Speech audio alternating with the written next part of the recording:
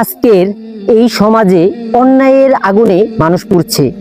ইনসাফ নেই, নিরাপত্তা নেই, শান্তি তো আগের মতো নেই। অথচ আল্লাহ তাআলা কোরআনে স্পষ্ট ভাষায় বলেছেন, যারা আল্লাহর নাজিলকৃত বিধান অনুযায়ী বিচার করে না তারা জালিম। সূরা মায়েদা আয়াত 5:45।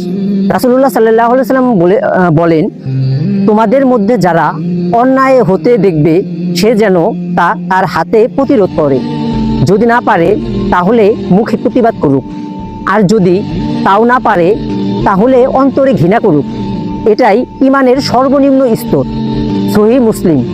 ইসলামিক শাসন মানেই আল্লাহর আইন অনুযায়ী সমাজ গঠন, যেখানে দুর্নীতির স্থান নেই, অন্যায়ের জায়গা নেই, যেখানে ন্যায় বিচার সবার জন্য সমান, রাজা বা প্রজার মধ্যে পার্থক্য নেই। তাই মুসলিম জাতির মুক্তি একটাই পথে, কোরআনের আইন প্রতিষ্ঠা করো, ইসলামিক শাসন ফিরে আসুক, আল্লাহর জমিনে আল্লাহর আইন চলুক।